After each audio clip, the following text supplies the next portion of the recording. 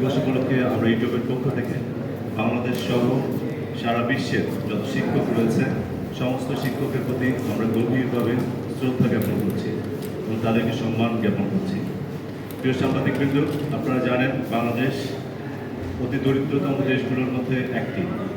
বাংলাদেশের উন্নয়নের জন্য যে সেক্টরটাকে সবচেয়ে প্রায়োরিটাইজ করতে হবে সে সেক্টরটা হচ্ছে আমাদের শিক্ষা।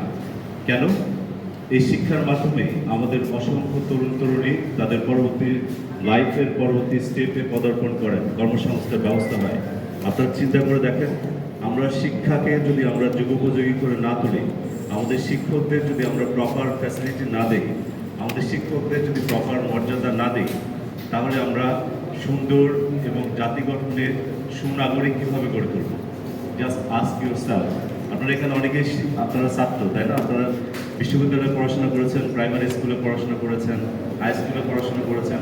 আপনারা চিন্তা করেন, একজন প্রাইমারি স্কুলের শিক্ষকের বেতনের কথা চিন্তা করেন, তার মর্যাদার কথা চিন্তা করেন। হাই স্কুলের একজন শিক্ষকের বেতনের কথা চিন্তা করেন, তার মর্যাদার কথা চিন্তা করেন।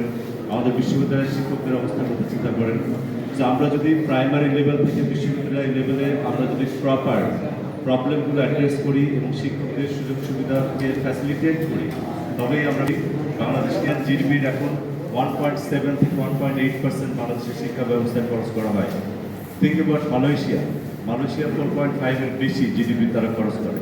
মালয়েশিয়ার জনসংখ্যা এবং বাংলাদেশের জনসংখ্যার কথা চিন্তা করেন।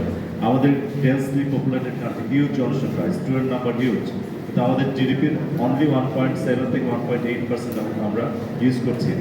তো আমাদের অবশ্যই জিডিপি আমার এই বরাদ্দটা অনেক বাড়াতে হবে। 4.5 থেকে 5% যদি আমরা করতে পারি, তবে আমরা একটা আধুনিক শিক্ষা ব্যবস্থা দিকে যেতে পারবো।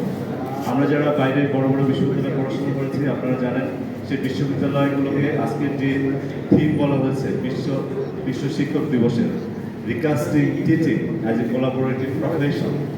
So you need to recast the teaching profession. What do you mean by recast? আপনাকে কোলাবোরেটিভ অ্যাপ্রোচের মাধ্যমে টিচিংটাকে আপনাকে এনশিওর করতে হবে। বিশ্ববিদ্যালয়ে আমরা যে টিচিংটা দিচ্ছি, আমরা আমাদের কিন্তু কোলাবোরেশন খুবই কম বাংলাদেশে। আপনি চিন্তা করেন, বাংলাদেশের ইন্ডাস্ট্রির সাথে ইউনিভার্সিটির কোলাবোরেশন খুবই কম। আমি যদি কেমব্রিজ বার্কলিতে পড়াশোনা করেছি, কেমব্রিজের সায়েন্স পার্ক আছে, বার্কলি সিলিকন ভ্যালি আপনি জানেন পাশেই।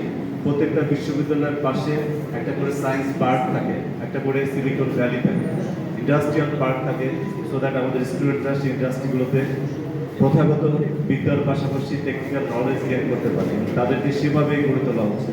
তো আমাদের শিক্ষা ব্যবস্থায় আমাদের সেই রকমভাবে চেঞ্জ দিয়ে আসতে হবে। আমরা যদি সেভাবে চেঞ্জ নিয়ে আসতে চাই, তাহলে অবশ্যই আমাদের শিক্ষকদের সামগ্রিকভাবে মর্যাদাবান এবং মর্যাদাপূর্ণ আসন দিতে হবে। সবাইকে ধন্যবাদ।